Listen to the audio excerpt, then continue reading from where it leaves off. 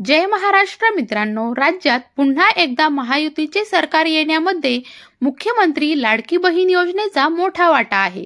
यामुळे महायुतीतील तिन्ही पक्षातील नेत्यांनी राज्यातील महिलांचे आभार मानले होते। पण आता सरकारने योजनेच्या निकषांवर बोट ठेवत लाखो महिलांना अपात्र करण्याचा सपाटाच लावला आहे। आता तर सरकारने लाडकी बहीण योजनेत अपात्र असणाऱ्या महिलांकडून पैसे वसूल करण्याचे धोरण अवलंबले असून पैसे देखील वसूल केले जात आहेत।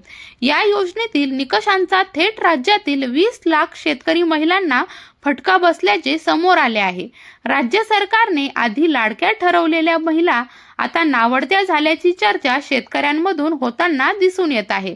तर मित्रांनो, याविषयीची सविस्तर अशी माहिती आपण या व्हिडिओच्या माध्यमातून जाणून घेण्याचा प्रयत्न करणार आहोत।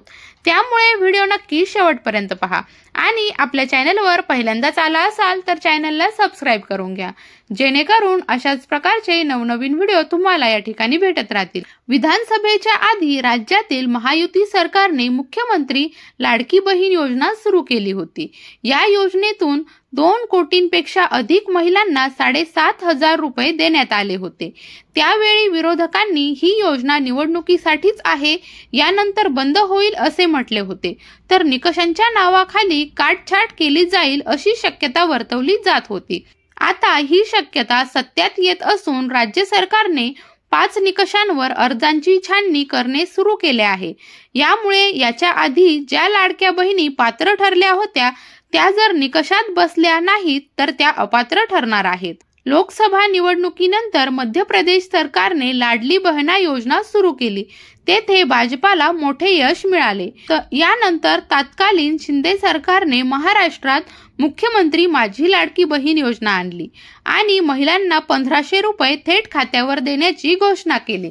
विधानसभा निवडणुकीआधी सरकारने तब्बल कोणतेही निकष न लावता 2,63,00,000 महिलांचे अर्ज स्वीकारले, तर 2,46,00,000 महिलांना खात्यावर थेट 5 हप्ते वर्ग केले, तर 2,52,00,000 महिलांना पात्र ठरवण्यात आले होते।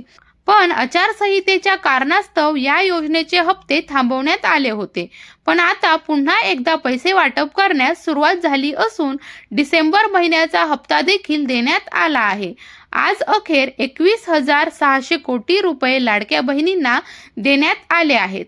योजनेतील निकषांप्रमाणे राज्यातील शेतकरी महिलांना याआधी जर डीबीटी आणि नमो योजनेचे लाभ मिळत असेल तर लाडकी बहीण योजनेचा पूर्ण लाभ मिळणार नाही।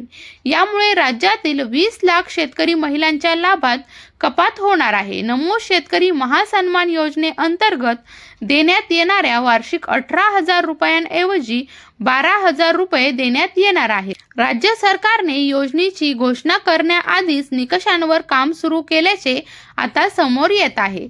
या योजनेमध्ये शेतकरी महिलांसाठी लावलेल्या निकषांची पडताळणी करण्यासाठी सरकारने डीबीटी आणि नमो शेतकरी महासन्मान योजनेतील लाभार्थी महिलांची आकडेवारी आधीच मिळवली होती। कृषी आयुक्तालयातून याबाबतची माहिती आधीच महिला व बालविकास विभागाला देण्यात आली होती।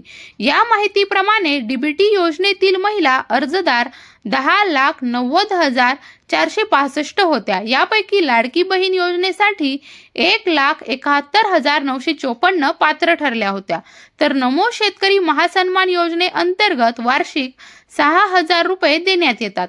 या योजनेसाठी 19,20,085 पैकी 18,18,220 महिला योजनेसाठी पात्र ठरल्या, तर आता लाडकी बहीण योजनेअंतर्गत 18,000 रुपये ऐवजी 12,000 रुपये प्रति शेतकरी महिला देण्यात येणार आहेत। यामुळे अनेक शेतकरी महिलांच्या 6,000च्या लाभाला आता कात्री लागणार आहे। तर मित्रांनो, महत्त्वपूर्ण असा व्हिडिओ होता। आवडला असेल तर लाईक करा, शेअर करा आणि आपल्या YouTube चॅनलला सबस्क्राइब करून घ्या। धन्यवाद।